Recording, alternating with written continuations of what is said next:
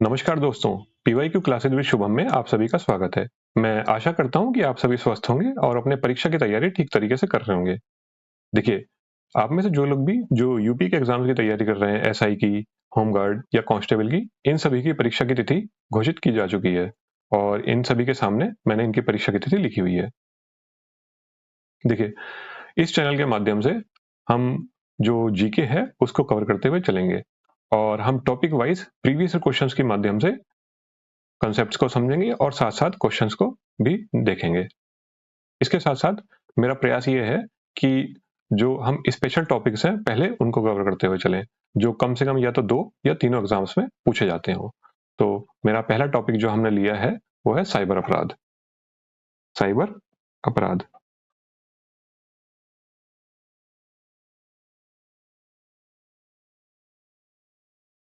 अब देखिए, आप में से जो लोग भी जो खासकर एसआई और कांस्टेबल की तैयारी कर रहे हैं, इनके लिए ये टॉपिक बहुत इंपॉर्टेंट है।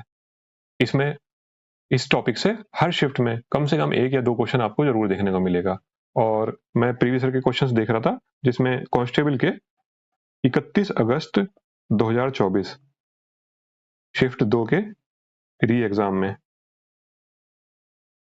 इस टॉपिक से 3 प्रश्न पूछे गए थे।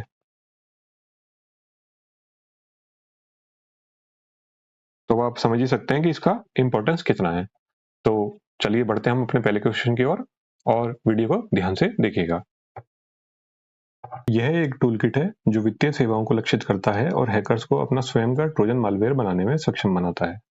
ऑप्शन है जीएस, टिनी बैंकर, राखिनी ट्रोजन और स्पाई ट्रोजन। अब देखिए, इसे करने से पहले हम कुछ साइबर क्राइम से संबंधित डेफिनेशंस देख लेते हैं। सबसे पहली है मेलवेयर। अब देखिए, मेलवेयर 2 शब्दों से मिलकर बना है, मेल और वेयर। इस शब्द का अर्थ है मेल का बुरा या हानिकारक।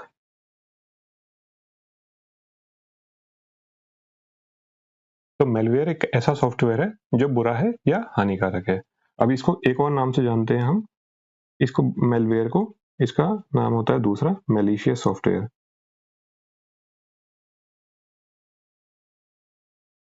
मेलवेयर या मैलिशियस सॉफ्टवेयर।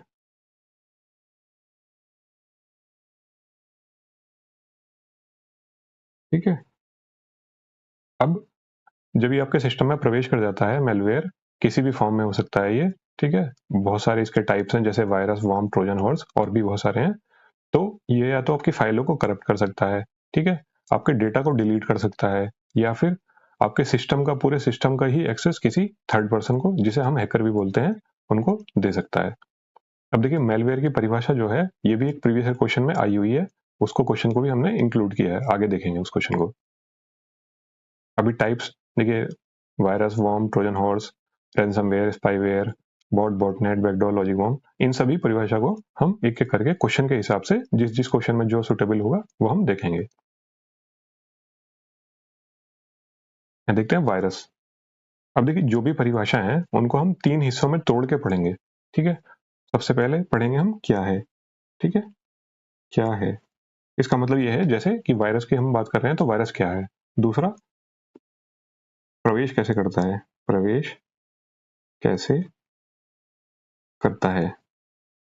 और तीसरा हम देखेंगे प्रवेश के बाद क्या करता है, प्रवेश के बाद क्या करता है। अब देखिए, सबसे पहला था क्या है हमारा, वायरस। जैसे, तो वायरस क्या है, वायरस एक प्रकार का मेलवेयर है। ठीक है। अब ये प्रवेश कैसे करता है, तो वायरस जो है अपने आप को किसी एक लेजिटिमेट या वैध फाइल के साथ जोड़ लेता है। ठीक है। और ये अब उस वैध फाइल के साथ कैसे जोड़ेगा, मान लीजिए कोई ईमेल है, ठीक है, मैलिशियस ये ईमेल है, कोई फिशिंग ईमेल बोलते हैं, कोई फिशिंग हम आगे जानेंगे। अब इसमें कोई एक फाइल है, इस मेल में जैसे डॉक्यूमेंट होता है कि मेल में ये फाइल अटैच है। अब ये वायरस जो है अपने आप को इस फाइल के साथ जोड़ लेगा, वायरस। ठीक है। और इस फाइल के साथ जोड़ के आपके सिस्टम में प्रवेश करता है। अब ये वायरस, या फिर देखिए, जैसे आप यूएसबी ड्राइव्स होते हैं जिन्हें हम पेन ड्राइव भी बोल देते हैं। अब मान लीजिए किसी के सिस्टम से आपने, मतलब किसी की पेन ड्राइव आपने ली और उसमें मान लिया उसकी फाइलों में ऑलरेडी जो है वायरस था, तो अगर आप वो डाटा अपने सिस्टम में कॉपी करेंगे, उन फाइलों को कॉपी करेंगे, तो उन फाइलों के साथ साथ वायरस भी आपके सिस्टम में प्रवेश कर जाएगा। अब देखिए ये वायरस जो है ये तब तक एक्टिवेट नहीं होता जब तक उन फाइलों को जिनके साथ ये जुड़े हैं उनको खोला नहीं जाता, और जैसे ही एक बार आप उन फाइलों को खोलते हैं ये अपने आप को एक्टिवेट कर लेते हैं, और एक बार एक्टिवेट होने के बाद ये अपनी कॉपीज बनाना शुरू कर देते हैं। ठीक है,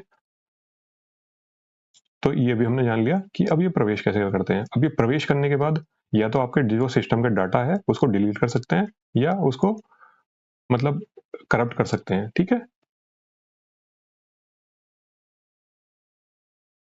अभी अगला देखते हैं। अगला है ट्रोजन हॉर्स। ठीक है, अब देखिए बहुत सारी परिभाषा होते हैं। ठीक है, सभी को याद रखना, थोड़ा सा अपने अपने तरीके बना के रखिए जिन्हें निमोनिक्स बोलते हैं। अब जैसे ट्रोजन है, ठीक है, तो ट्रोजन को हम कैसे याद रख सकते हैं। ट्रोजन मतलब ट्रोजन अगर 2-3 बारी से मन में बोलें या पढ़ें तो ट्रोजन सज्जन जैसा लग रहा है, सज्जन। ठीक है, तो ट्रोजन क्या है, ये एक अपने आप को एक सज्जन की तरह शो करता है, सज्जन की तरह दर्शाता है। ठीक है, जिससे यूजर धोखा खाकर इसे इंस्टॉल कर ले, बस इसे ऐसे ध्यान रखिएगा। ठीक है, तो ये क्या है, ये एक ऐसा मैलिशियस सॉफ्टवेयर है जो यूजर्स को धोखा देकर इसे इंस्टॉल करवाने के लिए खुद को वैध, हानि रहित या उपयोगी सॉफ्टवेयर के रूप में छिपाता है। मतलब इसीलिए मैंने ट्रोजन सज्जन ऐसे बोला था। ठीक है, अब ये social engineering, bank crack software, crack fake apps, email attachment के जरिए सिस्टम में घुसते हैं। अब ये घुसते कैसे हैं, देखिए सोशल इंजीनियरिंग, क्रैक सॉफ्टवेयर। अब सोशल इंजीनियरिंग देखिए वर्ड आया इसमें। सोशल इंजीनियरिंग का मतलब होता है, देखिए ये जो सोशल इंजीनियरिंग है इसका अर्थ होता है, अगर इंग्लिश में बोले तो साइकोलॉजिकल मैनिपुलेशन, और हिंदी में बोले तो हम बोलेंगे इसको मनोवैज्ञानिक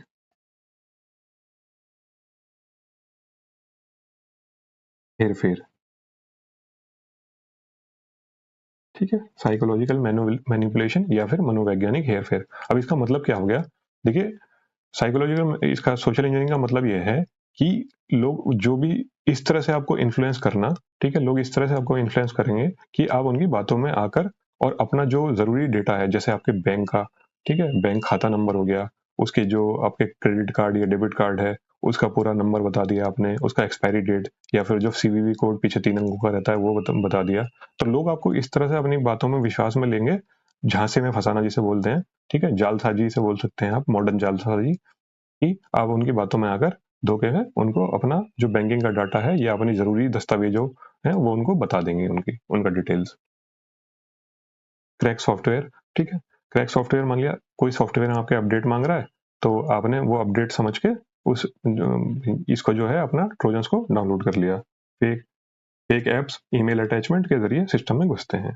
अब देखिए एक बार सिस्टम में आने के बाद ये क्या कर सकते हैं, आपका डेटा चुरा सकते हैं और या फिर बैकडोर इंस्टॉल कर सकते हैं। अब बैकडोर क्या होता है ये भी हम जानेंगे।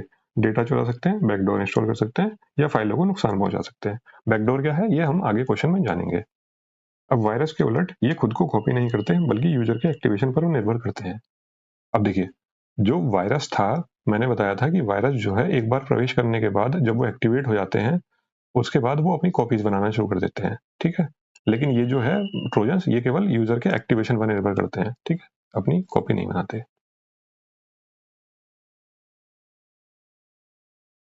अगला देखते हैं, देखिए आगे है एक नोट। ठीक है, ध्यान से देखिएगा इसे। वायरस खुद को वैध फाइलों से जोड़ लेते हैं और खुद ही अपनी कॉपी बनाते हैं, जबकि ट्रोजन खुद को वैध सॉफ्टवेयर के रूप में छिपाते हैं ताकि यूजर उन्हें इंस्टॉल करने के लिए धोखा दे सके। ठीक है, यूजर को धोखा दे सके। अब देखिए इसका मतलब क्या हुआ, देखिए वायरस जो था वो अपने आप को किसी एक वैध फाइल से के साथ जोड़ रहा था, तब वो सिस्टम में घुस रहा था।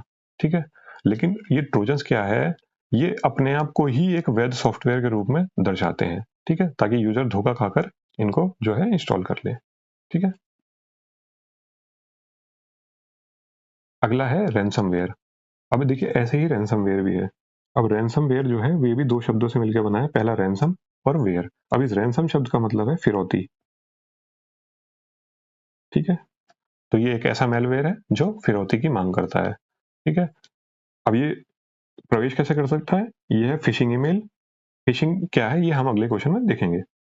मेलिशियस डाउनलोड, सॉफ्टवेयर कमजोरियों, संक्रमित यूएसबी डिवाइस आदि के माध्यम से फैलता है। ठीक है, अब मेलिशियस डाउनलोड, मान लिया कोई ऐसे आपने डाउनलोड कर लिया कोई फाइल जो आप मतलब आपको लगता है कि वो ठीक थी, लेकिन उसके थ्रू रैनसमवेयर प्रवेश कर सकता है। ठीक है, सॉफ्टवेयर कमजोरियां मान लिया सॉफ्टवेयर अपडेट मांग रहे हैं। ठीक है, प्रवेश करने के बाद ये करता क्या है, देखिए ये या तो आपकी फाइलों को जो है या तो लॉक कर देगा या उसको एनक्रिप्ट कर देगा या ब्लॉक कर देगा, ठीक है। अब एनक्रिप्ट का मतलब क्या होता है, लॉक, एनक्रिप्ट या ब्लॉक, तीन शब्दों को इनका ध्यान रखिए। देखिए लॉक का, एनक्रिप्ट का मतलब क्या होता है, उसको एक कोडेड भाषा में बदल देना, ताकि अगर आप उसको फाइल को खोल भी पाए तब भी आप समझ ना पाए या पढ़ ना पाए कि क्या लिखा है उसमें, ठीक है। और उसको अनलॉक करने के लिए फिर ये फिरौती की डिमांड करता है, तो इसीलिए इसका नाम है रैनसमवेयर। आगे देखते हैं। साइबर क्राइम में टूलकिट एक सॉफ्टवेयर पैकेज होता है जो मेलवेयर बनाने, डिस्ट्रीब्यूट करने और मैनेज करने को ऑटोमेट करता है, ठीक है। तो इसका काम में कैसे लिया जाता है, मेलवेयर बनाने के लिए, डिस्ट्रीब्यूट करने के लिए और ऑटोमेट करने के लिए, ठीक है। ऑटोमेट का मतलब क्या हो गया, ये जो है काम को आसान कर देता है, कोडिंग वगैरह की ज्यादा सीखने की जरूरत नहीं पड़ती है। आसान भाषा में समझे तो टूलकिट क्या है, मेलवेयर बनाने का एक रेडीमेड सॉफ्टवेयर, ठीक है। अगला देखते हैं। अगला है जीएस ट्रोजन या फिर चैटबॉट भी इसे बोलते हैं, ठीक है। इस तरह के टूलकिट का एक उदाहरण है, अभी देखिए टूलकिट हमने इससे पहले ही वाली डेफिनेशन में देखा था, एक बैंकिंग ट्रोजन। अब बैंकिंग ट्रोजन क्या है, जो देखिए बैंकों को नुकसान पहुंचाता है, ठीक है। बैंकिंग ट्रोजन जिसे पहली बार 2007 में पहचाना गया था। यह माइक्रोसॉफ्ट विंडोज का टारगेट करता है और मैन इन द ब्राउजर हमलों के जरिए बैंकिंग क्रेडेंशियल चुराने के लिए डिजाइन किया गया है। अब देखिए मैन इन द ब्राउजर क्या है, देखिए जैसे हमें ब्राउजर होते हैं, जैसे गूगल का क्रोम हुआ, ठीक है, क्रोम, या फिर मोजिला का फायरफॉक्स हुआ, फायरफॉक्स।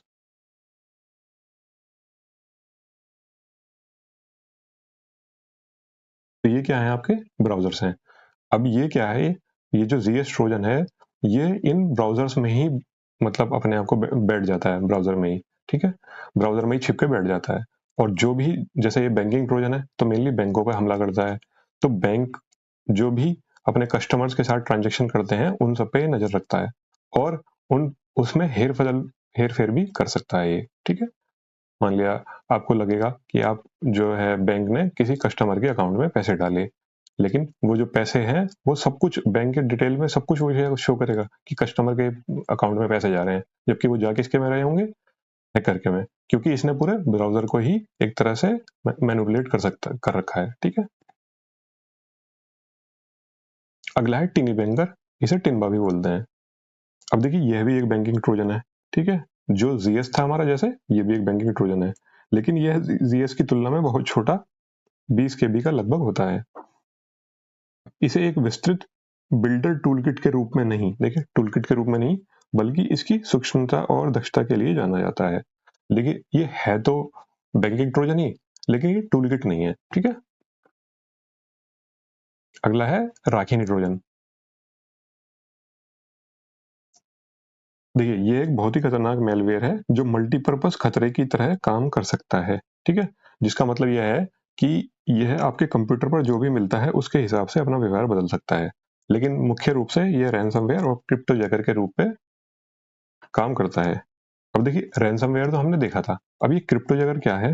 देखिए क्रिप्टोजैकिंग का मतलब होता है जब कोई हैकर आपके सिस्टम को या फिर आपके मोबाइल को हैक करके उसकी मदद से क्रिप्टो करेंसी की माइनिंग कर ले, तो यही क्या होती है, क्रिप्टो जैकिंग, ठीक है। अब इसकी परिभाषा हमने आगे भी डिटेल में देखेंगे, ठीक है। तो चलिए हम अपना आंसर देख लेते हैं।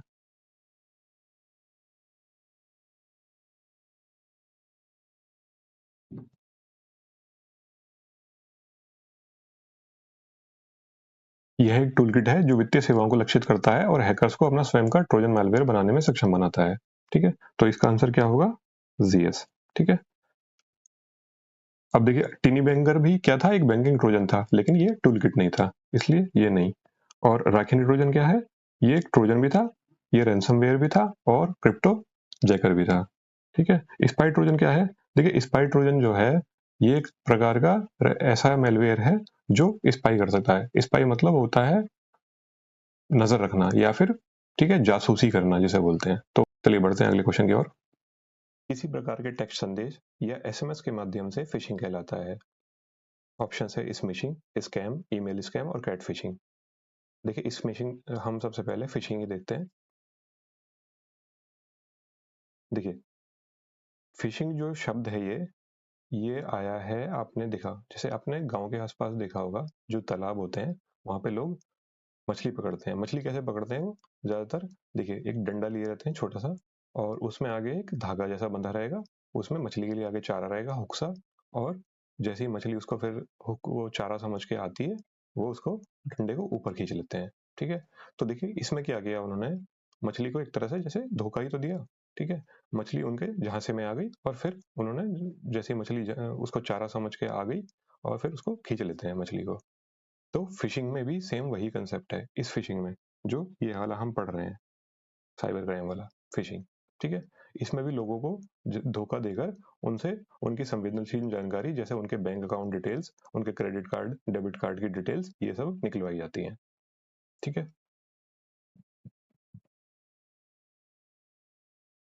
अभी देखिए इसमें एक और शब्द आता है स्पूफिंग।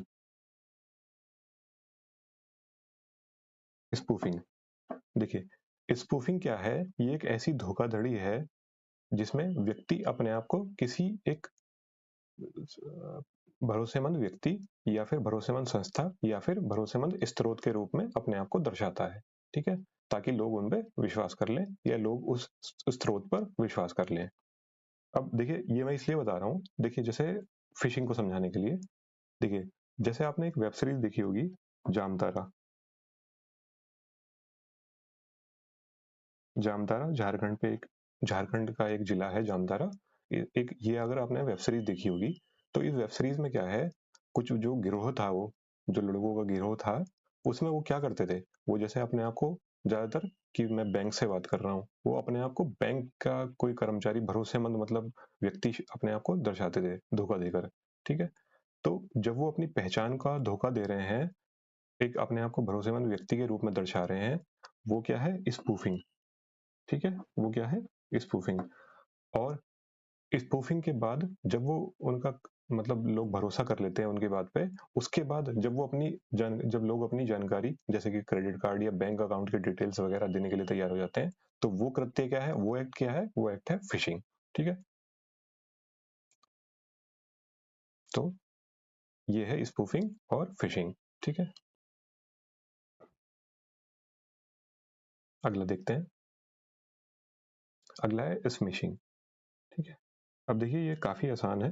देखिए जो फिशिंग एसएमएस के थ्रू की जाए, जो फिशिंग एसएमएस के थ्रू की जाए वो स्मिशिंग कहलाती है, ठीक है? अब दोनों को ऐसे भी याद रख सकते हैं, इसका स्मिशिंग का एस और इसका इसका भी इधर एस, स्मिशिंग। ईमेल फिशिंग, अब जो फिशिंग देखिए ईमेल के थ्रू की जाए, ठीक है? अगर जैसे व्यक्ति की जानकारी, उनकी जो पर्सनल जानकारी है जैसे credit card, bank account details वगैरह, अगर ये सब ईमेल के थ्रू एक फर्जी ईमेल भेज के निकलवाई जा रही है तो वो क्या कहेगा? कहलाएगा ईमेल फिशिंग, ठीक है? अगला है कैट फिशिंग। देखिए अब ये जो पिक्चर लगी है इसे देख के क्या लग रहा है? इसमें बिल्ली है और मछली भी है, एक ही फिगर में एक ही उसमें बिल्ली भी और मछली भी, तो ये देखने में ही फेक जैसी लग रही है। तो कैटफिश भी क्या है? ये इसी पे आधारित है। बस ये एक याद करने का तरीका है, इसलिए मैंने ये पिक्चर लगाई है। देखिए कैट, इसमें दो शब्द आ रहे हैं और कैट और फिश, ठीक है? तो कैट और फिश एक साथ कैसे हो सकती हैं? तो ये देखने में फेक जैसा लग रहा है। तो देखिए इसमें भी क्या है, इस फिशिंग में जो व्यक्ति है वो अपनी एक ऑनलाइन फेक आईडी बनाता है, ठीक है? फेक प्रोफाइल बनाता है, प्रोफाइल पिक्चर फेक लगाएगा वो अपनी, ताकि लोग उसके झांसे में आ जाएं, ठीक है? और पहले वो दोस्ती करेगा एक अपने आप को विश्वसनीय स्रोत या जानकारी वाला व्यक्ति बताकर, ठीक है? दोस्ती करता है और उसके बाद या तो पैसों की डिमांड करेगा या फिर उनके जो जिस भी संस्था वगैरह से वो जुड़े हो गए व्यक्ति, उसकी जानकारी उनसे निकलवा लेगा, ठीक है? जैसे आपने देखा होगा कि फेसबुक पे कई सारी फेक प्रोफाइल्स बनी होती हैं और उस पर फिर लोग पैसे की डिमांड करते हैं, ठीक है? तो इसको कैसे याद रखेंगे आप कैट फिशिंग को? कैट फिश फेक, ठीक है? कैट फिश फेक, बस ये याद रखने का तरीका है। अगला देखते हैं। अगला है विशिंग, ठीक है? अब देखिए विशिंग जो है, अब इसका भी वी इधर विशिंग का और इसका वॉइस।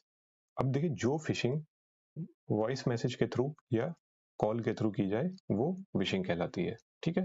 जो फिशिंग मतलब जैसे आप इसमें कोई जरूरी नहीं कि आपने इधर से फोन लगाया उधर से कोई फोन उठा के आपसे बात करे तो तभी ये फिशिंग कहलाएगी, नहीं। अगर आपने इधर से वॉइस मैसेज भी भेजा है और उसके थ्रू भी आप फिशिंग में आप करने में सफल रहे तो वो भी फिशिंग कहलाएगा। अगला देखते हैं। देखिए अगला है, ध्यान से समझिए, स्फीयर फिशिंग। ठीक है, स्फीयर फिशिंग। अब देखिए ये स्फीयर जो शब्द है इसका अर्थ होता है भाला। ठीक है, इसका अर्थ क्या होता है? भाला। ठीक है, अब आपने इसे ऐसा समझिए स्फीयर फिशिंग को। देखिए जैसे इस पिक्चर को देखिए पहले तो ध्यान से। इस पिक्चर में ये जो व्यक्ति है, ठीक है, ये इसकी तरफ भाला लेके पॉइंट कर रहा है, मतलब भाला इसी की तरफ पॉइंट कर रहा है। ठीक है, तो स्फीयर फिशिंग में भी क्या है, जैसे आपने पुराने, जैसे हमने महाभारत का युद्ध देखा होगा, जैसे आपने, तो महाभारत के युद्ध में भी क्या है, जैसे भालों का उपयोग करते थे कोई, तो भाला किसी एक व्यक्ति की तरफ टारगेट करके फेंका जाता था। तो अब ये ऐसे ही समझिए इसको, कि जो स्फीयर फिशिंग है इसमें किसी एक व्यक्ति को टारगेट किया जाता है। ठीक है, कि जैसे मान लिया पूरी कोई संस्था है, उसमें से किसी एक व्यक्ति को देखा जाएगा कि ये व्यक्ति जो है संवेदनशील जानकारी देने के लिए, मतलब हम इसको अपने झांसे में ले सकते हैं, तो उसी स्पेसिफिक व्यक्ति को फंसाया जाता है।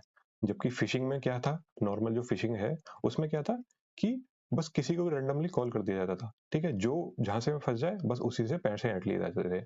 ठीक है, या फिर उनकी जानकारी ले ली जाती थी। अब इसमें क्या है, इसमें जो है एक हम स्पेसिफिक व्यक्ति को टारगेट करते हैं। ठीक है, तो यही क्या है, स्फीयर फिशिंग। ठीक है, स्फीयर माने भाला। अब भाला कैसा होता है, नुकीला, तो वो किसी एक तरफ, एक ही व्यक्ति की तरफ पॉइंट करके फेंका जाता है। ठीक है, इसको ऐसे ध्यान रख सकते हैं आप, स्फीयर फिशिंग। अगला देखते हैं। अगला है वेलिंग। अब देखिए जो वेलिंग है, जैसे वेल, इसमें आ रहा है एक शब्द वेल। वेल, तो ये जो वेल होती है, वेल, ये बहुत बड़ी होती है। ठीक है, बहुत बड़ी। ठीक है, तो स्फीयर फिशिंग में जैसे हमने देखा था कि किसी संस्था के व्यक्ति को हमने, कोई भी संस्था से जुड़ा हो सकता है या कोई और अलग व्यक्ति भी हो सकता है। ठीक है, इंडिपेंडेंट अलग व्यक्ति भी हो सकता है, तो उसको टारगेट किया जा सकता था रैंडमली, मतलब एक टारगेटेड अटैक था वो। अब इसमें क्या है, जैसे मान लिया वो व्यक्ति किसी संस्था से जुड़ा है, तो इसमें जो उस संस्था का जो उच्च अधिकारी होंगे उनको टारगेट किया जाता है। ठीक है, उच्च अधिकारी जैसे, जैसे सीईओ, सीएफओ या सीनियर, इंग्लिश में हिंदी में देख लेते हैं, सीईओ, सीएफओ या सीनियर अधिकारी को हाई लेवल एग्जीक्यूटिव को टारगेट करता है। ठीक है, मतलब उस संस्था के किसी हाई लेवल के अधिकारी को, उच्च पद वाले अधिकारी को टारगेट किया जाता है इसमें, इसमें वेलिंग में। ठीक है,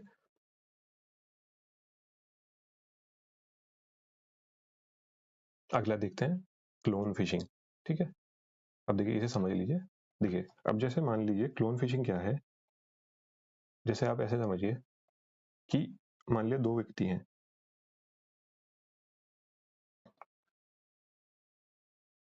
ए और बी, ए और बी। ठीक है, ये दो व्यक्ति हैं। अब यहाँ कोई है हैकर। अब ए ने मान लिया बी को कोई मेल भेजा है। ठीक है, मेल, यहाँ से मेल भेजा, ए ने बी को कोई मेल भेजा, और मान लीजिए इसमें कोई अटैचमेंट भी था, कोई फाइल थी। ठीक है, अब इस व्यक्ति, ये जो हैकर है, इसको पता होगा कि ए ने बी को क्या मेल भेजा है, तो ये हैकर क्या करेगा, एग्जैक्टली exactly उसी टाइप का एक मेल की पूरी इसकी आइडेंटिकल कॉपी बनाएगा। ठीक है, जो ए ने बी को मेल भेजा है।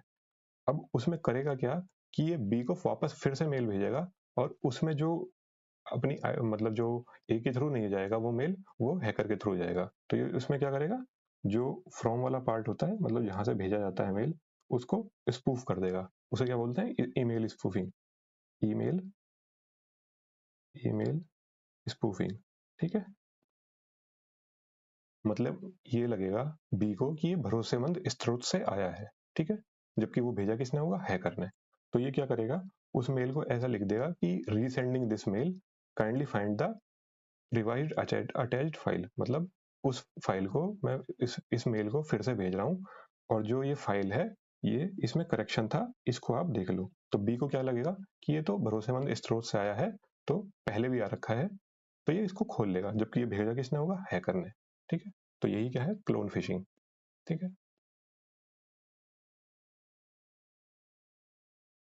अगला देखते हैं, QR fishing. QR code fishing, अब इसे क्यूशिंग भी बोल देते हैं। देखिए अब क्यू से इसका देखिए, इसमें भी ऐसे देखिए, क्यूआर का क्यू और इसका क्यूशिंग का क्यू। ठीक है, तो जो जो फिशिंग क्यूआर कोड की मदद से की जा रही है उसको क्या बोलते हैं, क्यूशिंग। ठीक है, अब क्योंकि आजकल के टाइम में देखिए क्यूआर कोड का काफी इस्तेमाल होता है, तो इसको ध्यान रखिएगा। ठीक है, चलिए अब अपना आंसर देख लेते हैं।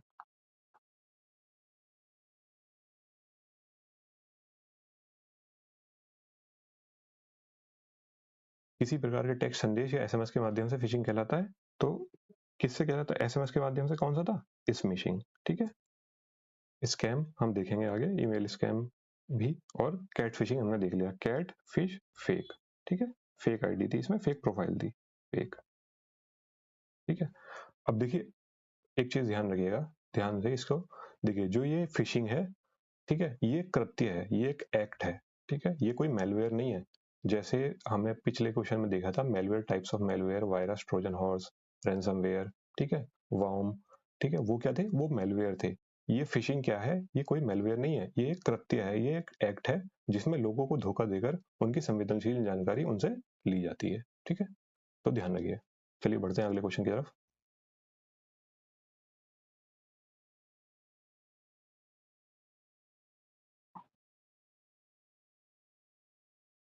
में ऑनलाइन उत्पीड़न शामिल है, जहां उपयोगकर्ता को ढेर सारे ऑनलाइन संदेशों और ईमेल का सामना करना पड़ता है। ठीक है।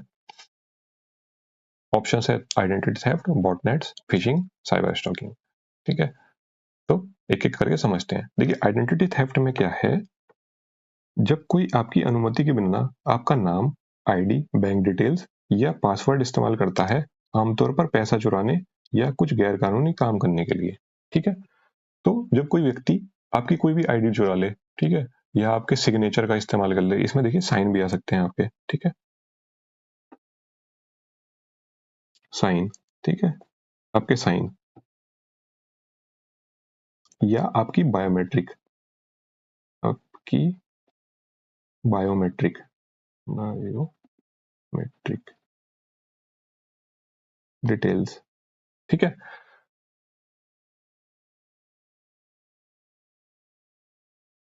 ठीक है, आपकी बायोमेट्रिक डिटेल्स या आपके साइन, ये सब भी आता है इसमें। ठीक है, अगर कोई व्यक्ति आपका नाम, आपकी आईडी और बैंक डिटेल्स या बायोमेट्रिक चुरा के इनका गलत इस्तेमाल कर ले, तो ये एक आइडेंटिटी थेफ्ट में आती है, ये इसके अंदर आइडेंटिटी थेफ्ट आता है।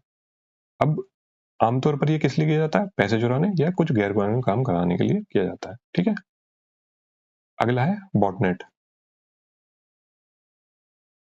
देखिए इसे ध्यान से समझिएगा क्योंकि इससे संबंधित बहुत सारी चीजें आगे भी हैं हमने। ठीक है, देखिए बॉटनेट जो है दो शब्दों से मिलकर बना है, पहला बॉट, दूसरा नेट। अब बॉट का मतलब होता है इन्फेक्टेड कंप्यूटर और नेट का मतलब होता है नेटवर्क। तो ये क्या हुआ इसका मतलब बॉटनेट का? Network of infected computer, network of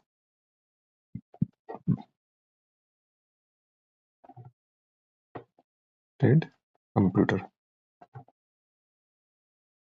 ठीक है, नेटवर्क ऑफ इन्फेक्टेड कंप्यूटर मतलब कंप्यूटर कुछ ना कुछ किसी ना किसी मेलवेयर से इन्फेक्टेड होंगे और उनका पूरा एक समूह, पूरा एक नेटवर्क, ये क्या कहलाता है? बॉटनेट। ठीक है, अब आमतौर पर देखिए बॉटनेट का इस्तेमाल क्या होता है? देखिए या तो स्पैम के लिए इस्तेमाल होता है, ज्यादातर स्पैम या डीडीओज अटैक। ठीक है, दोनों को हम देखेंगे आगे। देखिए स्पैम तो अगला ही है। देखिए स्पैम मतलब क्या है? एक ही समय में बहुत से लोगों को अनचाहे या बल्क मैसेज भेजना, आमतौर पर विज्ञापन, धोखाधड़ी या गलत इरादों के लिए। ठीक है, एक ही टाइम पे। देखिए अब ये किस किस मदद से भेजा जाता है? बॉटनेट्स की मदद से।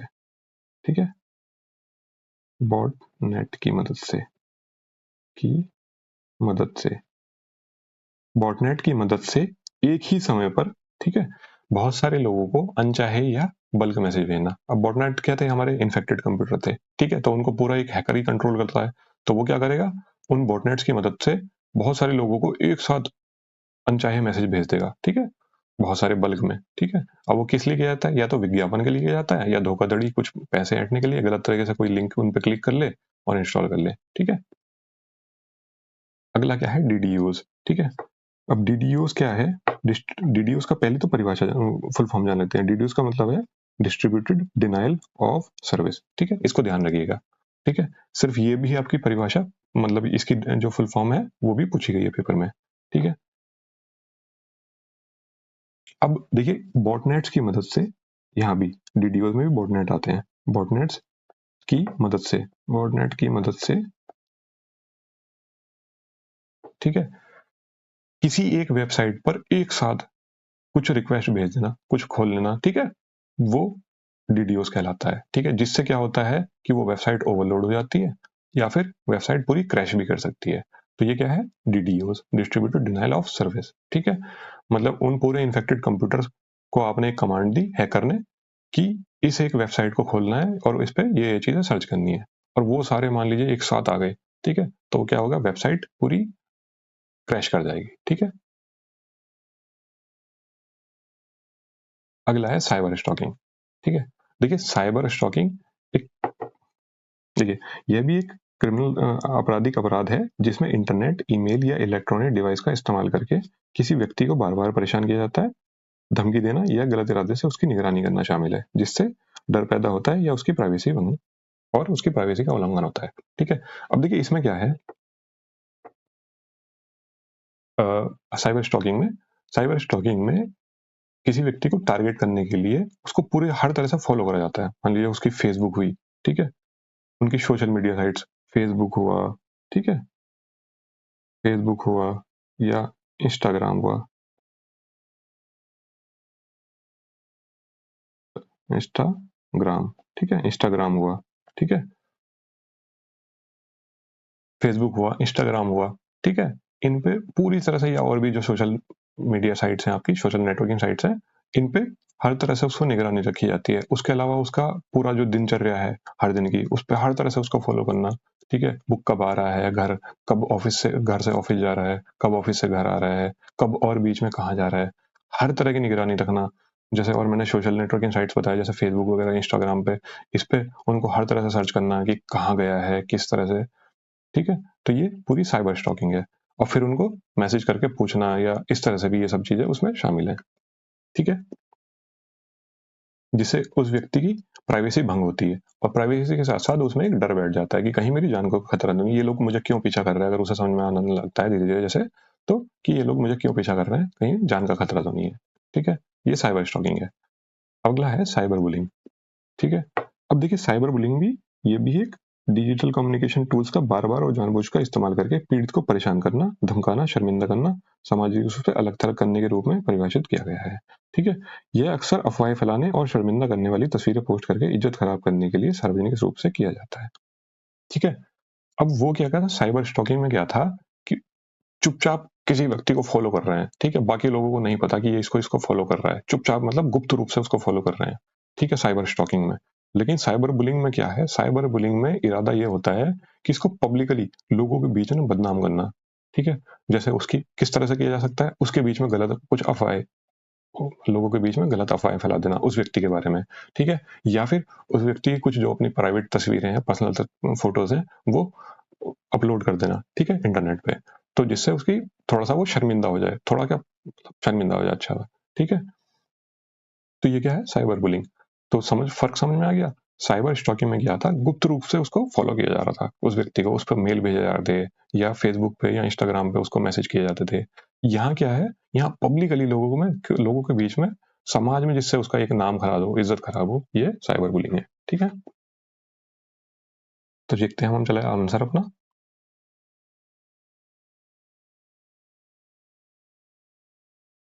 में ऑनलाइन उत्पीड़न शामिल है जहां उपयोगकर्ता को ढेर सारे ऑनलाइन संदेशों और ईमेल का सामना करना पड़ता है, ठीक है। तो ऑप्शन क्या थे हमारे, आइडेंटिटी थेफ्ट, ये हमने जान लिया। देखिए इसमें बायोमेट्रिक्स वगैरह की चोरी थी, ठीक है, उनको गलत तरीके से इस्तेमाल करना, आपकी बैंक डिटेल, बायोमेट्रिक, ठीक है, आपकी आईडी, किसी भी तरह के आपके सिग्नेचर हुए। बॉटनेट्स हमने जान लिया, ठीक है, फिशिंग हमने पहले ही देख लिया इससे कुछ में। तो इसका आंसर क्या होगा, साइबर स्टॉकिंग, ठीक है। चलिए बढ़ते हैं अगले क्वेश्चन की ओर।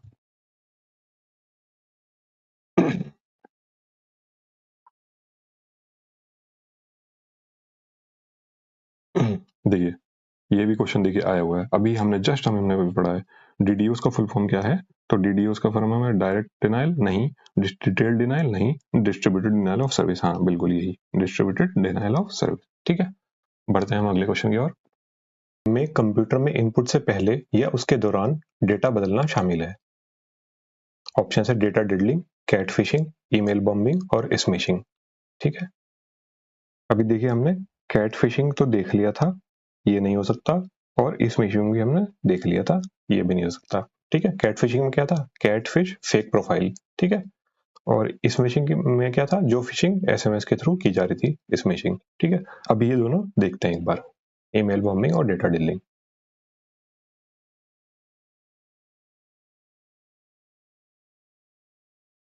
देखिए, डेटा डीलिंग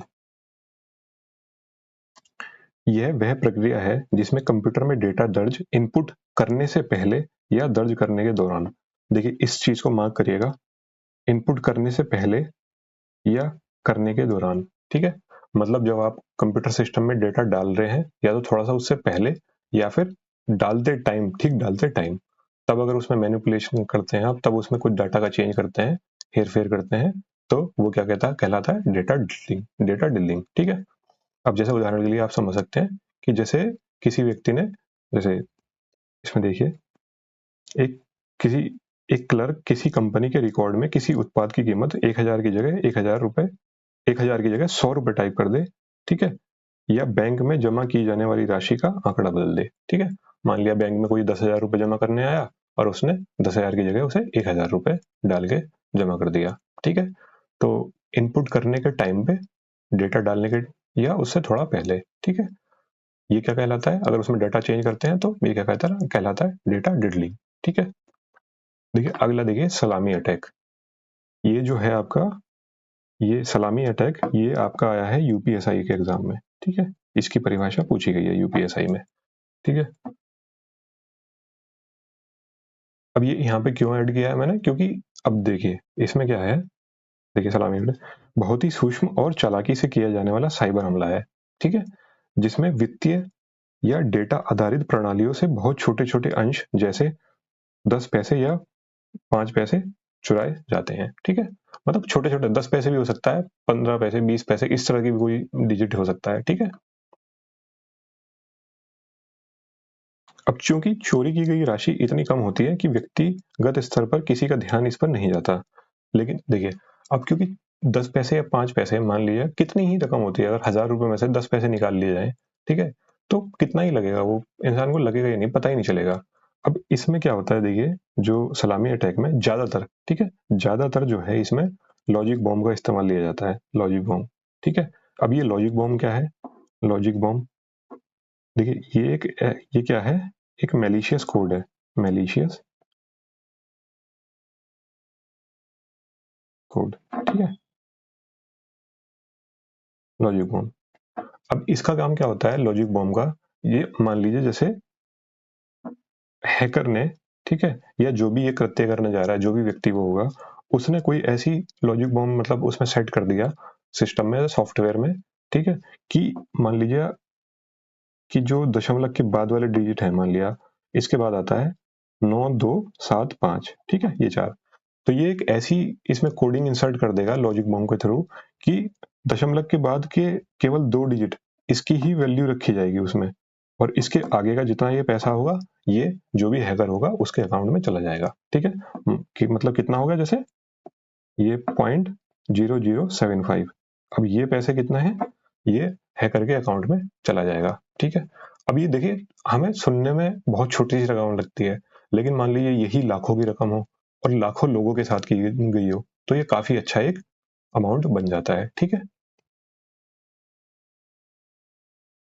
तो ये क्या है, यही क्या कहलाता है, सलामी अटैक, ठीक है। अगला देखते हैं। अब देखिए, जैसे मैंने उस पे जो पहला क्वेश्चन था, पहला जो हमने डेफिनेशन देखी थी डेटा डीलिंग, उस पर फोकस क्यों किया था इतना, क्योंकि उसमें क्या लिखा था, इनपुट के पहले या इनपुट के दौरान, ठीक है। अब देखिए, अब अगला क्या है, डेटा टेम्परिंग, ये भी देख लेते हैं। एक व्यापक शब्द है जो किसी भी स्तर पर, जैसे डेटाबेस में स्टोर होने के बाद, ट्रांजिट ट्रांसफर के दौरान या प्रोसेसिंग के समय डेटा को अनधिकृत और जानबूझकर किए गए बदलाव, विलोपन, डिलीशन, ठीक है, के रूप में या हेरफेर को संदर्भित करता है। अब देखिए इसका मतलब क्या हो गया, ये डेटा को जब, ठीक है, स्टोर हो गया, मान लिया आपने प्रोसेस हो गया पूरा, ठीक है, डेटा सेव कर लिया आपने, उसके बाद, ठीक है, स्टोर, या फिर ट्रांजिट, मतलब आप जैसे ट्रांजिट का मतलब हो गया आप डेटा जैसे फाइल ट्रांसफर करते हैं ना तो कुछ टाइम तो लगता है। मान लीजिए कोई एक बड़ी आप कोई किसी को कोई आप फाइल भेज रहे हैं तो उसमें एक से दूसरे सिस्टम में जाने में टाइम तो लगता है, ठीक है। तो ये क्या करेगा उस ड्यूरेशन में भी, अगर उस ड्यूरेशन में भी उस टाइम में भी अगर उस डेटा में हेर फेर की गई है तो ये किस में आएगा, डेटा टेम्परिंग में, ठीक है। या फिर प्रोसेसिंग के समय, ठीक है, तो ये किसमें आएगा, डेटा टेम्परिंग। अब वो क्या था, डेटा डिडलिंग, इनपुट से पहले या इनपुट के दौरान, ठीक है। तो देखिए ये भी ध्यान रखिए क्योंकि डेटा डिडलिंग पूछ लिया है तो इसको भी आप ध्यान रखिएगा,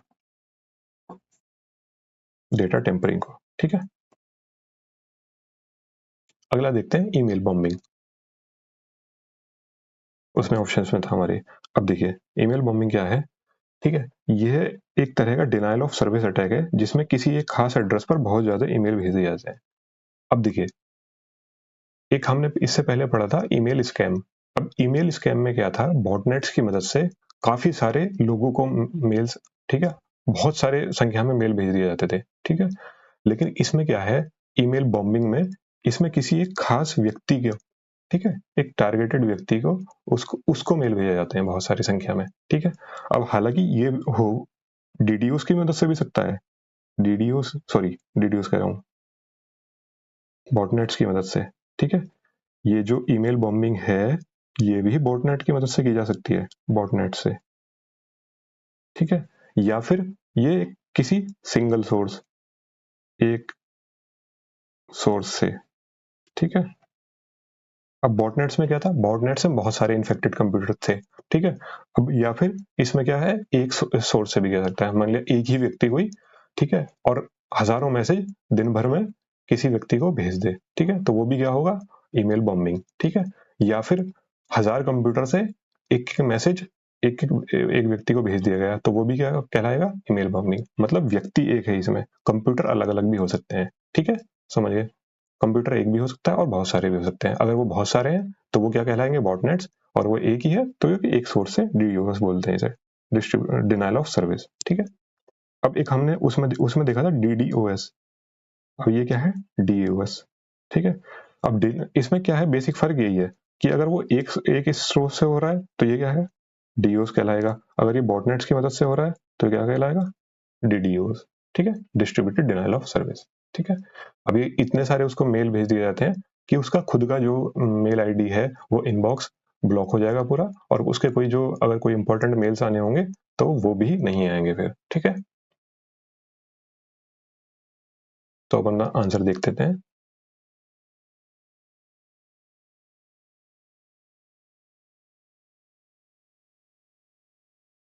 तो इसमें आंसर क्या होगा, देखिए इनपुट से पहले या उसके दौरान इसका आंसर होगा डेटा डिडलिंग, ठीक है। अगर मान लीजिए वही क्वेश्चन में पूछ लिया जाए कि प्रोसेसिंग के समय, प्रोसेसिंग के समय डेटा चेंज, तो वो क्या होगा, डेटा टेम्परिंग, ठीक है। ये मैंने अभी बता दिया है, ठीक है, तो ध्यान रखिएगा इसको। चलिए अगला देखते हैं।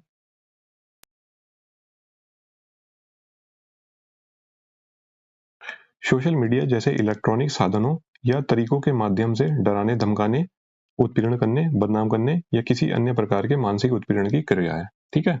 बदनाम करने, देखिए बदनाम करना वाला हमने ये चीज वहीं पढ़ी थी, ठीक है, डराने धमकाने, बदनाम करने, उत्पीड़न करने, ठीक है। तो ये क्या होगा, सीधे सीधे ऑप्शन में दिख रहा है, हमारा आंसर ही दिख रहा है, हमने पहले पढ़ ही लिया है, साइबर बुलिंग। क्रिप्टो जैकिंग मैंने आपसे बता दिया था, जब क्या किया जाता है, जब हैकर किसी व्यक्ति के सिस्टम को हैक करके उस सिस्टम की मदद से क्रिप्टो करेंसी की माइनिंग करता है तो वो क्या है, क्रिप्टो जैकिंग है, ठीक है। आइडेंटिटी थेफ्ट हमने पढ़ लिया है, क्रेडिट कार्ड फ्रॉड, मतलब क्रेडिट कार्ड के धोखाधड़ी की जाए क्रेडिट कार्ड की, ठीक है, डेटा चुराने के बाद, तो क्रेडिट कार्ड फ्रॉड कहलाएगा वो, ठीक है।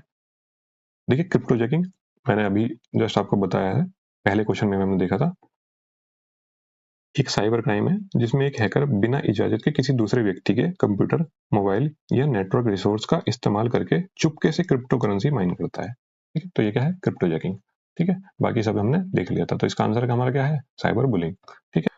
चलिए बढ़ते हैं अगले क्वेश्चन की ओर। एक सॉफ्टवेयर प्रोग्राम है जो इंटरनेट के माध्यम से आने वाले सभी डेटा को फिल्टर करता है। ठीक है, देखिए इसे समझ लीजिए ध्यान से। ठीक है, इसमें है ऑप्शन एंटीवायरस, कुकीज, मेलवेयर और फायरवॉल। फायरवॉल ठीक है, सभी को एक एक करके हम जानते हैं। देखिए सबसे पहला है कुकीज।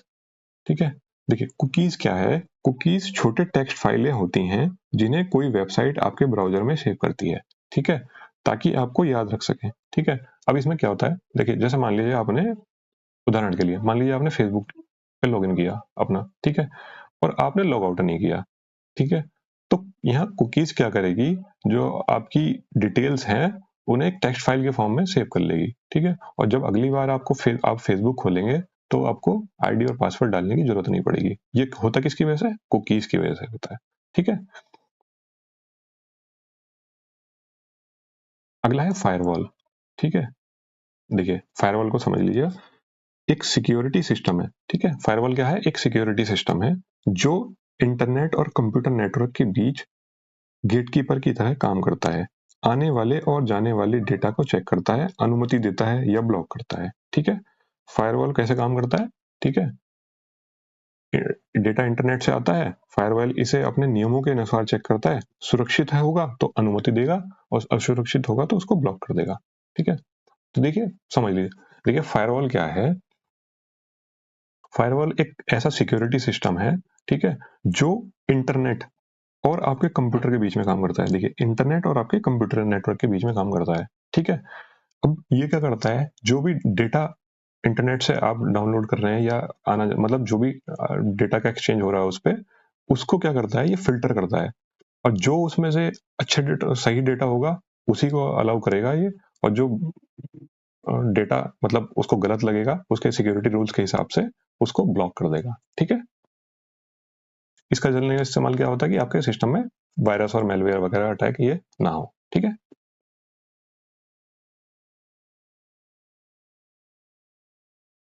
तो देखिए हम आंसर देख रहे हैं अपना। ठीक है, यह एक सॉफ्टवेयर प्रोग्राम है जो इंटरनेट के माध्यम से आने वाले सभी डेटा को फिल्टर करता है। ठीक है, तो क्या है ये, एंटीवायरस। एंटीवायरस क्या है, वायरस को जो हम रोकने के लिए अपने सिस्टम में किसका इंस्टॉल करते हैं, एंटीवायरस का। ठीक है, कुकीज हमने जान लिया, कुकीज क्या है, टेक्स्ट फाइल है, तो ये तो ऐसा कुछ है नहीं जो हमने क्वेश्चन में है। मेलवेयर क्या है, मेलवेयर तो भाई खुद ही खतरनाक है। ठीक है, सभी डेटा को फिल्टर कहाँ से करेगा, ये तो खुद ही खतरनाक है। तो इसका आंसर क्या है, फायर वॉल। ठीक है, देखिए फायरवॉल को आप याद रखने के लिए ऐसा याद करते हैं कि फायरवॉल क्या है, गेट कीपर है। बस इतना ध्यान रखिए, गेट कीपर। ठीक है, गेट कीपर, जैसे आपने देखा होगा स्कूल में गेट कीपर होता है। ठीक है, और वो बच्चों को आईडी वाईडी चेक करके तब, ठीक है, या बाहर से कोई भी जो विजिटर आते हैं उन लोग के आईडी वाईडी चेक करके तभी उनको अंदर अलाउ करता है गेट कीपर। ऐसे ही इसका काम है फायरवॉल का। ठीक है, फायरवॉल भी क्या करता है, इंटरनेट से आने आने वाला या आपके सिस्टम के बीच में जो भी डेटा का इंटरचेंज हो रहा है उसे कैसे करेगा, पहले ही सिक्योरिटी रूल्स के हिसाब से चेक करेगा, और जो सही डेटा होगा उसे ही अलाउ करेगा, जो सही नहीं होता उसे रिजेक्ट कर देगा या ब्लॉक कर देगा। ठीक है, बढ़ते हैं अगले क्वेश्चन की ओर।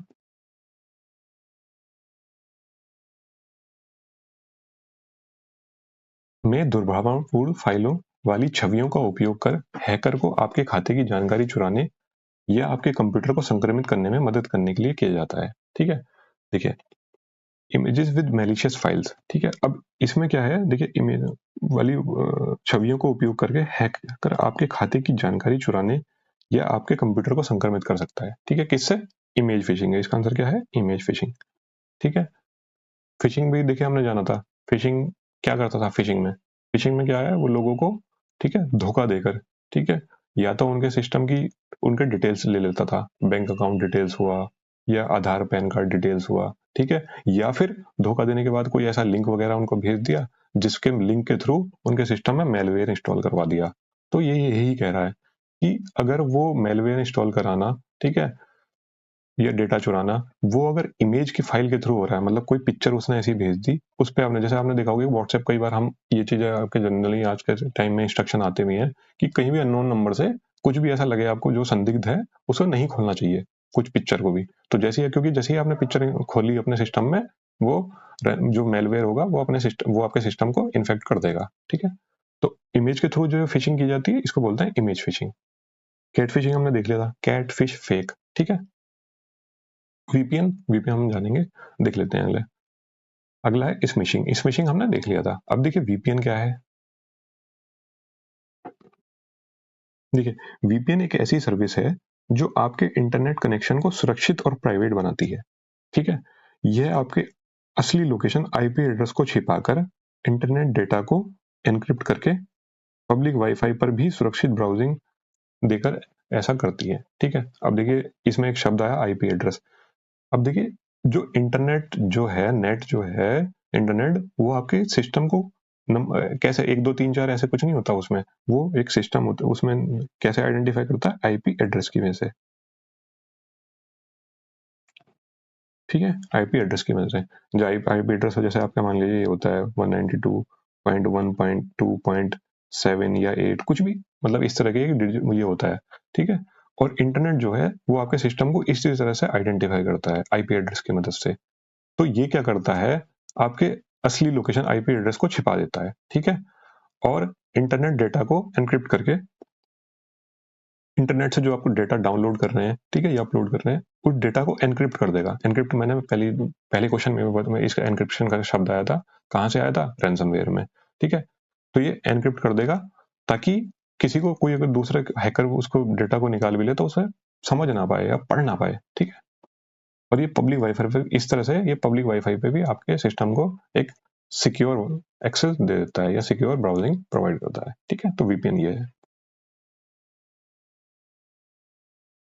तो इसका आंसर क्या था हमारा, इमेज फिशिंग। चलिए बढ़ते हैं अगले क्वेश्चन की ओर।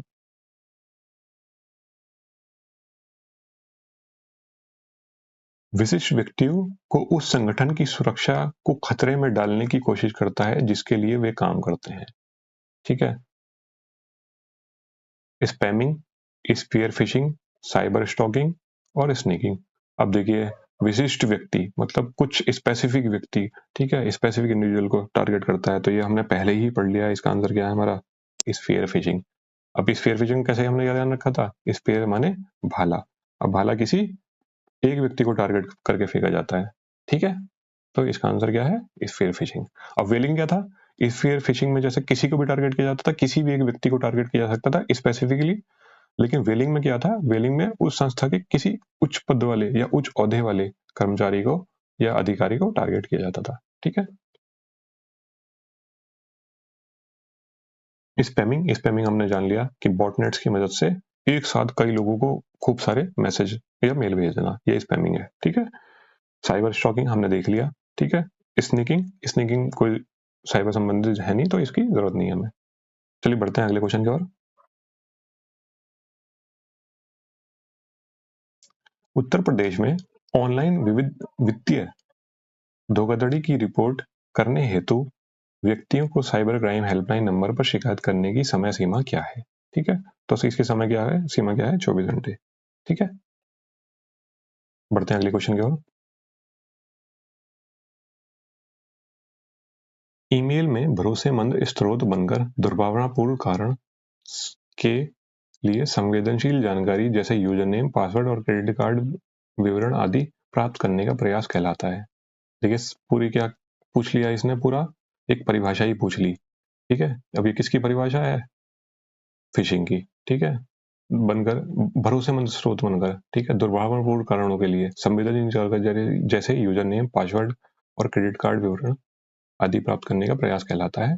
क्या कहलाता है, फिशिंग। ठीक है, ये चीज है। देखिए बस हम इसमें फिशिंग देख लेते हैं, बाकी कुछ ऐसा साइबर क्राइम से संबंधित नहीं है इनमें। बढ़ते हैं अगले क्वेश्चन की ओर।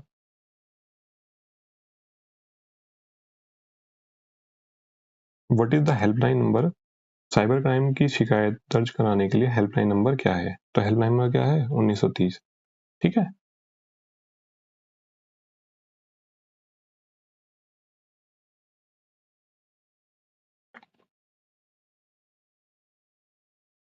अगला है देखिए, आतंकवाद फैलाने के लिए आतंकवादी जिन इंटरनेट तकनीकों का उपयोग करते हैं उन्हें क्या कहा जाता है। ठीक है, देखिए देख लेते हैं। हालांकि सबसे जो हमारा रिलेटेड है इसमें वो साइबर टेररिज्म ही है, लेकिन बाकी भी देख लेते हैं एक बार। देखिए बायो टेररिज्म क्या है, ठीक है, जब आतंकवाद फैलाने के लिए, ठीक है, वायरस या बैक्टीरिया का इस्तेमाल किया जाता है, तो ये क्या है, बायो टेररिज्म। ठीक है,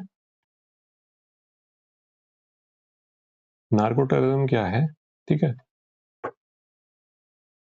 देखिए का मतलब है, नार्को टेररिज्म का मतलब है गैर कानूनी ड्रग्स से मिले पैसे का इस्तेमाल आतंकवाद को सपोर्ट करने के लिए करना, या ड्रग ट्रैफिकिंग विरोधी कानूनों को लागू होने से रोकने के लिए हिंसा और डर का इस्तेमाल करना।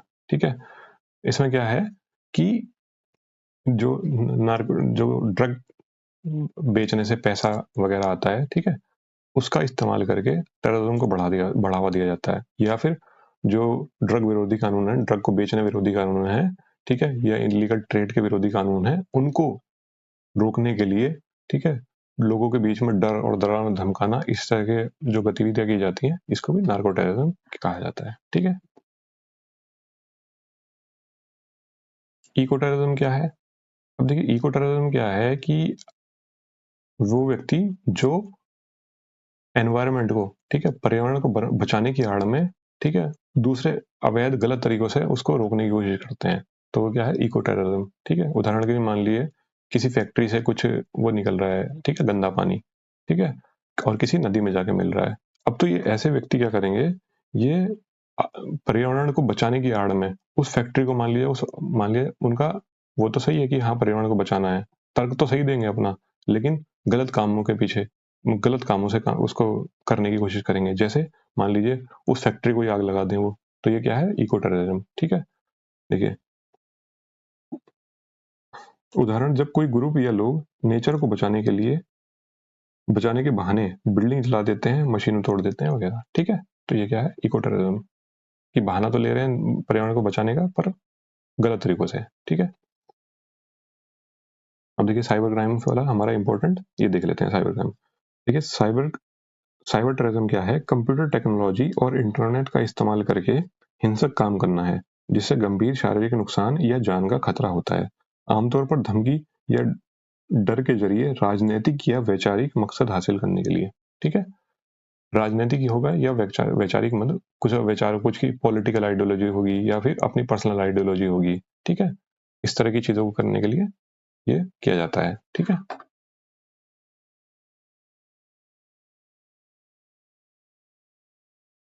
तो इसका आंसर हमारा क्या होगा, साइबर टेररिज्म क्वेश्चन का, वो हमने देख लिया है। बढ़ते हैं, चलिए अगले क्वेश्चन की ओर। देखिए अगला है, साइबर सुरक्षा में एन्क्रिप्शन का उद्देश्य क्या है। ठीक है, अभी देखिए एन्क्रिप्शन को मैंने पहले भी बता दिया था, एन्क्रिप्शन का मतलब क्या है, किसी कोडेड भाषा में कन्वर्ट करना। ठीक है, पहला गया है स्पीड अप डाटा ट्रांसफर, नहीं। ठीक है, भंडारण के लिए फाइलों को संपीड़ित करना, कंप्रेस फाइल, नहीं। ठीक है, डिलीट अनवांटेड फाइल, नहीं। अनाधिकृत अनधिकृत पहुंच को रोकने के लिए डेटा को कोडेड रूप में कन्वर्ट करना, बिल्कुल यही है। ठीक है, ठीक है, अब देखिए जैसे रैंसमवेयर में क्या था, रैंसमवेयर में एनक्रिप्ट कर रहा था, ठीक है, रैंसमवेयर में भी एनक्रिप्ट कर रहा था, लेकिन उसमें क्या है, गलत तरीके का इस्तेमाल लिया जा रहा था। अब यहाँ पे क्या है, एनक्रिप्शन का मतलब वैसे तो देखिए आमतौर पर इस्तेमाल इसका सही चीजों के लिए कहता है, जैसे हमने किस में देखा था, वीपीएन में। ठीक है, तो एन्क्रिप्शन का इस्तेमाल जनरली इसीलिए किया जाता है ताकि आपका डाटा सेफ रहे। लेकिन रैंसमवेयर में क्या है, रैंसमवेयर में जो हैकर्स होते हैं वो इसका इस्तेमाल पैसे फिर मांगने के लिए करते हैं, पैसे डिमांड करने के लिए करते हैं। ठीक है, तो बढ़ते हैं अगले क्वेश्चन की ओर। भारत के संविधान के डैश के अनुसार साइबर अपराध राज्य के विषयों के अंतर्गत आता है। तो देखिए अब ये पूछ रहा है कि किस अनुसूची के अंतर्गत जो साइबर अपराध है वो आते हैं संविधान के। ठीक है, तो इसका सीधे सीधा आंसर है 7वीं अनुसूची। एक बार दोबारा देख लेते हैं। देखिए भारतीय संविधान की 7वीं अनुसूची केंद्र सरकार और राज्य सरकारों के बीच विधायी शक्तियों को बांटती है। ठीक है, और 3 सूचियों के जरिए हर एक के विषयों को रूपरेखा बनाती है, संघ सूची, राज्य सूची और संवर्धित सूची।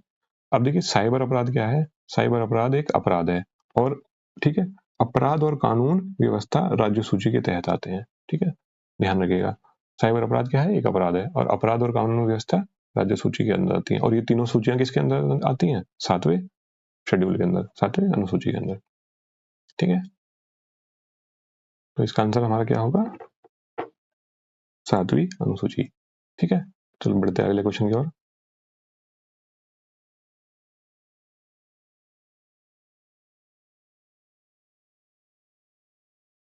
साइबर सुरक्षा के लिए निम्नलिखित में कौन सी संस्था जिम्मेदार है।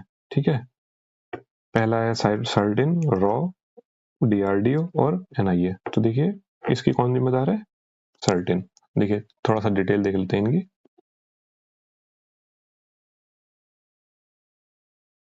देखिए सर्टिन का मतलब कंप्यूटर इमरजेंसी रिस्पांस टीम है।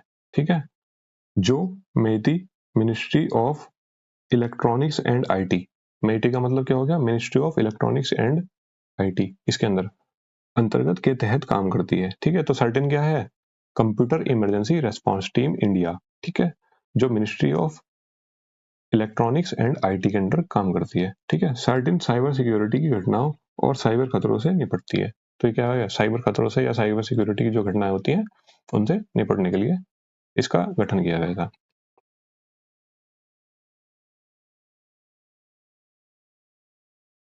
अभी देखिए कुछ वो आईटी एक्ट देख लेते हैं थोड़े से इंपॉर्टेंट। ठीक है, देखिए इंफॉर्मेशन टेक्नोलॉजी अमेंडमेंट एक्ट 2008 ने साइबर अपराधों की बढ़ती समस्या से निपटने के लिए आईटी एक्ट 2008 2000 में बदलाव किए। ठीक है, तो देखिए ये क्या है, संशोधन लाया गया, उसमें अमेंडमेंट लाया गया। ठीक है, आईटी एक्ट 2008 में, 2000 में, क्योंकि 2008 तक काफी साइबर क्राइमों की संख्या बढ़ने लग गई थी।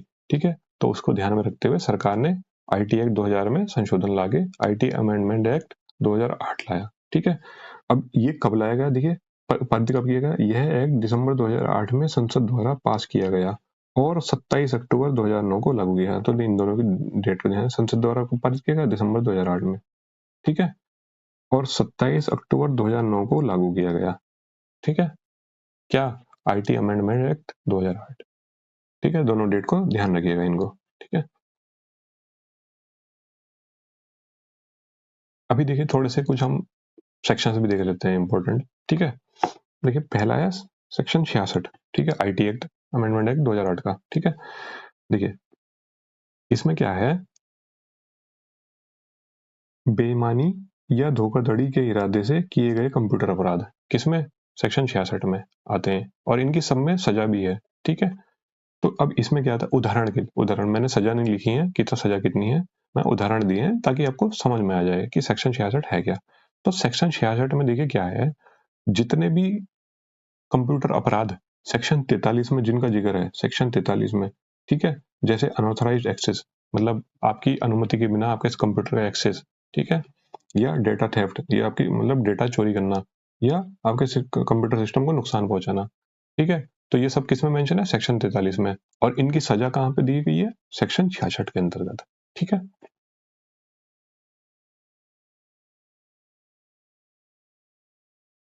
अगला है सेक्शन 66 बी। अब देखिए 66 के बाद ए भी आना था। ठीक है, लेकिन ए को क्या है 2000 आई थिंक 15 में हटा दिया गया था। ठीक है,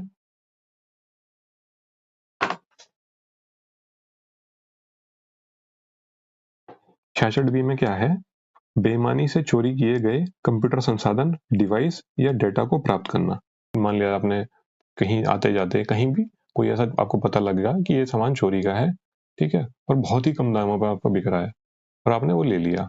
आपको पता है ये चोरी का सामान है, लेकिन तब भी आपने उसको ले लिया, खरीद लिया, और आपने इस्तेमाल में लाया आपने, तो वो उसकी सजा किसमें है, सेक्शन 66 बी में। ठीक है,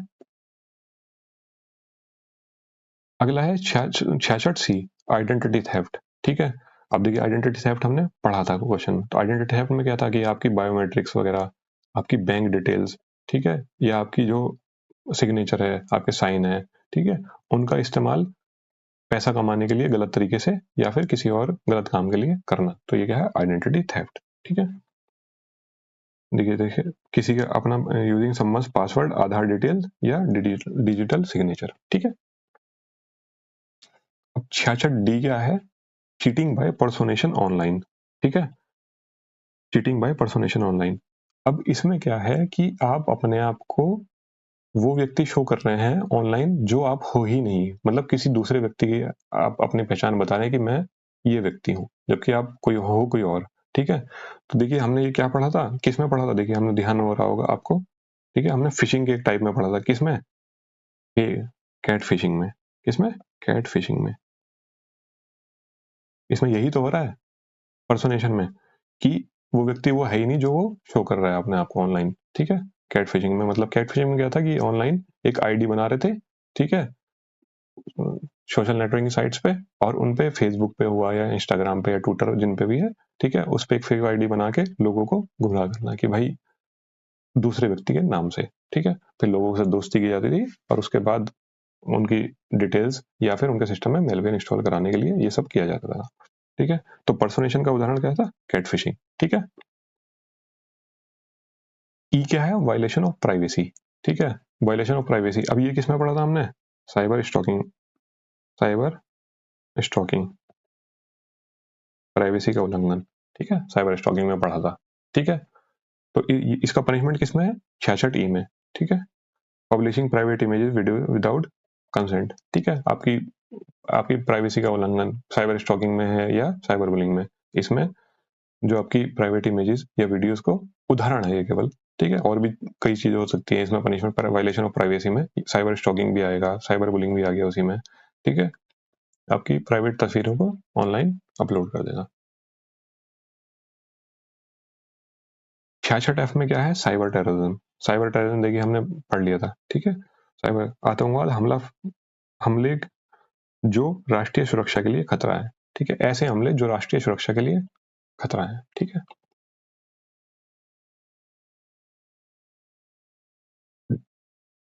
तो हमारा आंसर क्या था इसका,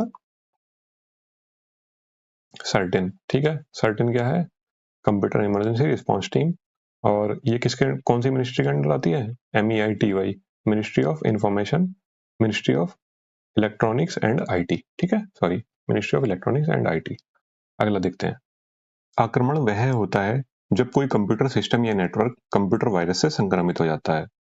अभी कौन सा आक्रमण होता है ऐसा, देखिए मेलवेयर अटैक होता है ये, कैसा, कौन सा, मेलवेयर अटैक। देखिए हमने देखा था पहले ही क्वेश्चन में कि वायरस क्या है, मेलवेयर का एक प्रकार है।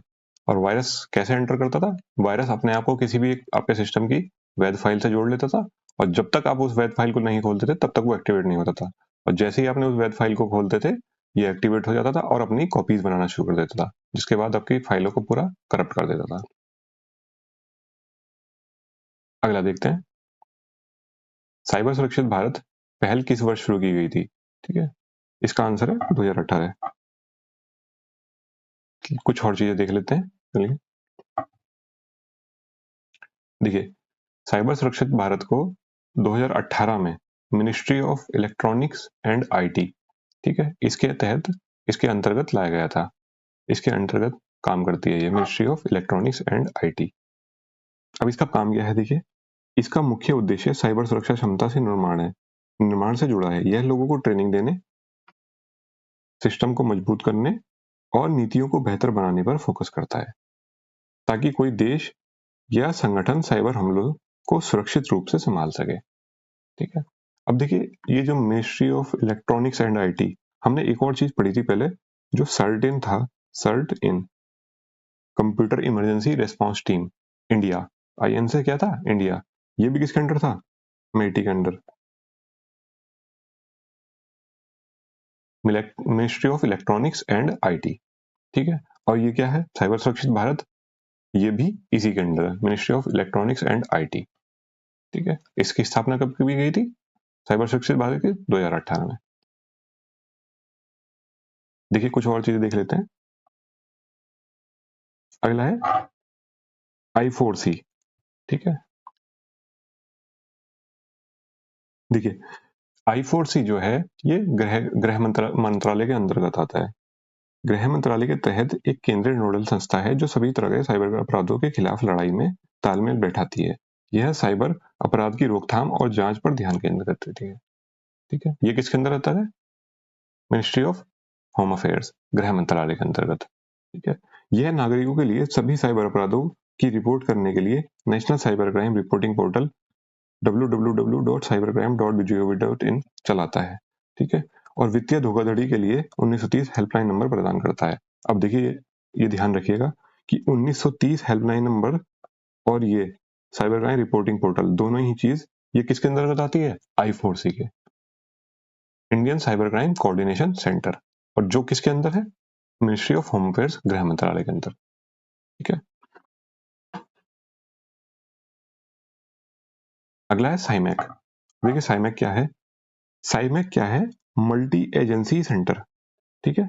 Cyber multi agency centre, cyber multi, M से मल्टी, एजेंसी सेंटर, CY से साइबर, साइबर मल्टी एजेंसी। अब देखिए इसमें मल्टी एजेंसी क्या है? ये भी एक मतलब इसमें बहुत सारी मिनिस्ट्री, ठीक है, ये सभी मिनिस्ट्री उसको कोऑर्डिनेट करता है, या जिसकी होम मिनिस्ट्री के अंडर काम करता है, और सभी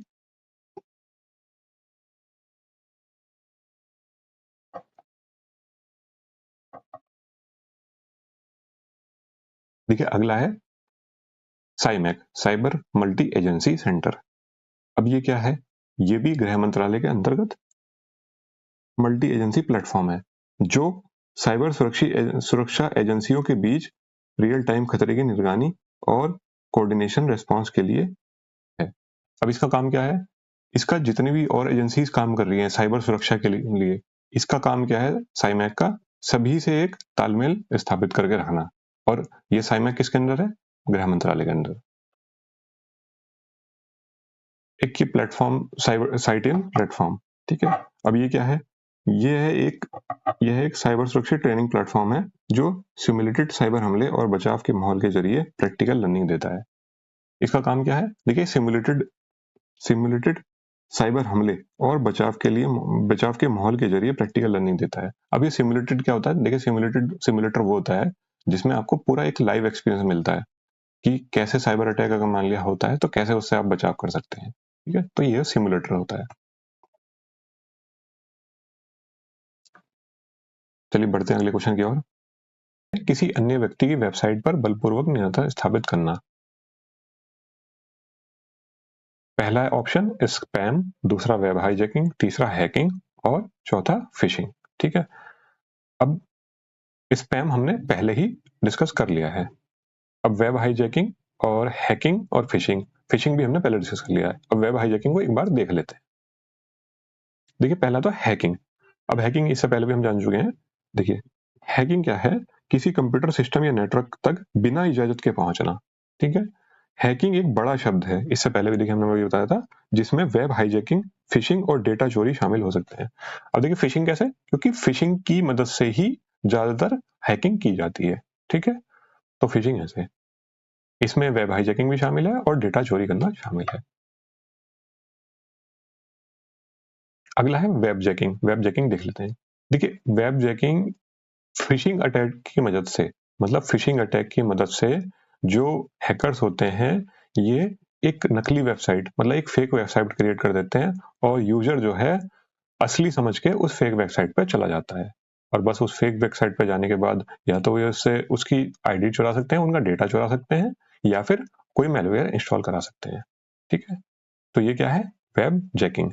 ठीक है। मतलब एक असली लगने वाली फेक वेबसाइट। ठीक है। और ये किसकी मदद से किया जाता है? फिशिंग की मदद से। तो ये क्या है? Web jacking.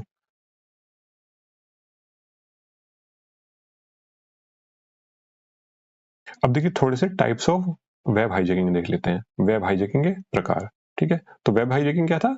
अनाधिकृत तरीके से किसी की वेबसाइट पर कंट्रोल पा लेना, तो वेब हाईजैकिंग है। अब टाइप्स ऑफ वेब हाईजैकिंग देख लेते हैं। देखिए सबसे पहला है यूआरएल हाईजैकिंग। अब इसको बोलते हैं टाइपोस्वेटिंग। अब देखिए इसे ऐसे समझिए, इसमें क्या होता है? जैसे एक वेबसाइट होती, मतलब कुछ भी मान सकते हैं हम। ठीक है। आपने कुछ डाला www.facebook.com। ठीक है।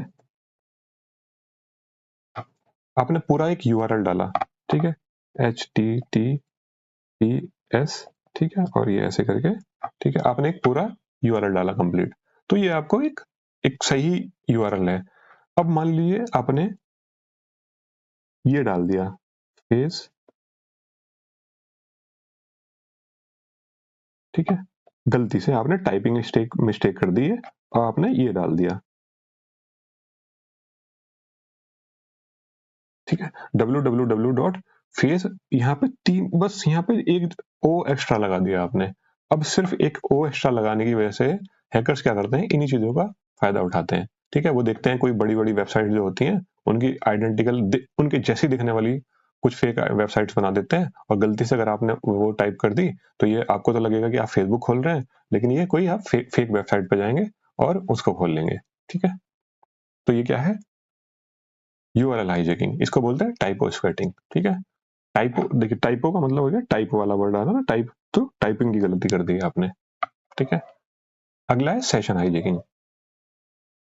अब देखिए सेशन हाईजैकिंग क्या है, मान लीजिए आप किसी वेबसाइट को खोल रहे हैं, ठीक है, तो वो वेबसाइट आपको एक यूज सेशन आईडी उसकी प्रोवाइड करती है, ठीक है। आपने मान लिया फेसबुक से ही मान लेते हैं, आपने फेसबुक खोली अपने सिस्टम में, ठीक है।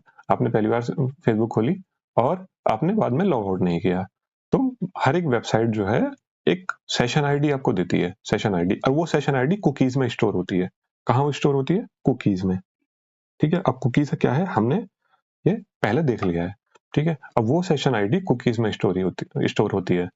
अब अगर मान लीजिए ये सेशन आईडी आप हैकर को मिल जाए, ठीक है, तो वो हैकर क्या करेगा, आपकी जो फेसबुक है, आपकी जो अकाउंट है, उसको अपने सिस्टम से लॉगिन कर लेगा, क्योंकि उसके पास आपने उसने जो है सेशन आईडी चुरा ली है, ठीक है।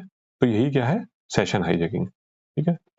सेशन हाईजैकिंग में क्या है, एक एक्टिव सेशन आपका और वेबसाइट के बीच में जो एक्टिव सेशन है, उसकी जो सेशन आईडी है, वो सेशन आईडी हैकर चुरा लेता है, और वेबसाइट को ऐसा लगता है कि ये सेम ही व्यक्ति है, मतलब जो ओरिजिनल यूजर है वही व्यक्ति है, ठीक है।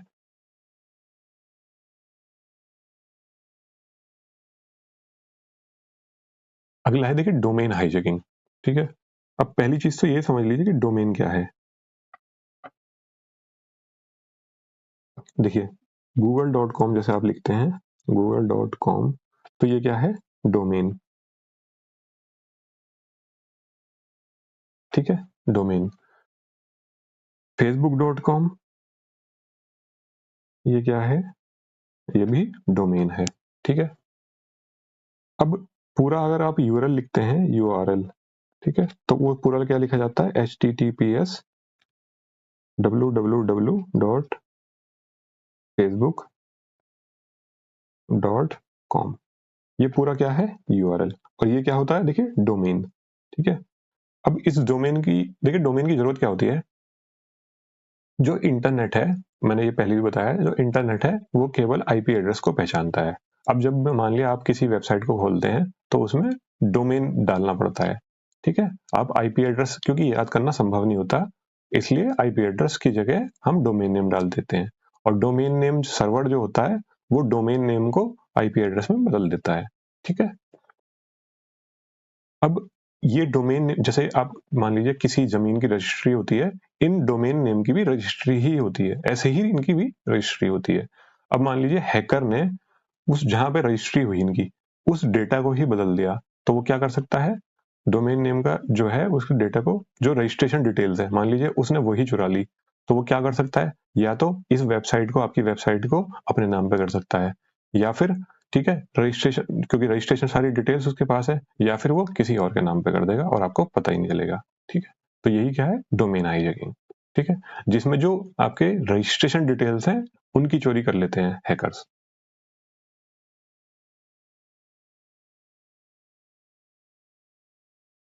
इसमें एक आध और है, देखिए जैसे जैसे हमने पहले डिस्कस किया था ब्राउजर हाईजैकिंग,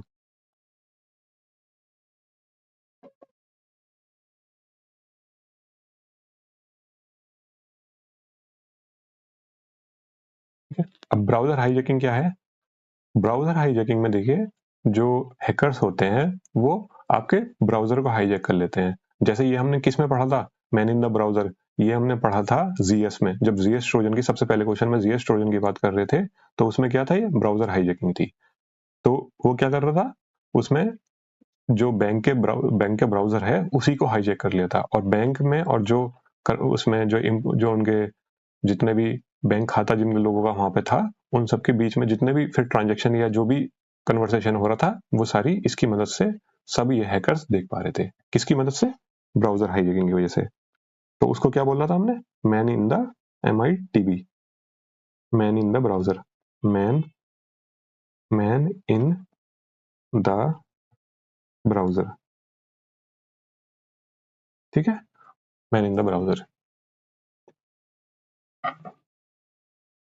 तो हम इसका आंसर देख लेते हैं।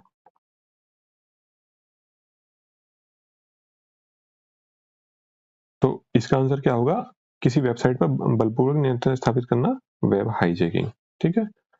अब हैकिंग नहीं होगा, क्योंकि हैकिंग एक बड़ा टर्म है, हैकिंग के अंदर वेब हाईजैकिंग आती है, ठीक है। इसके अलावा और भी चीजें उसमें आती हैं। अब ये स्पेसिफिकली वेबसाइट पर कंट्रोल की बात कर रहा है, तो इसका आंसर क्या होगा? वेब हाईजैकिंग, ठीक है। स्पैम और फिशिंग हम पहले ही देख चुके हैं, ठीक है।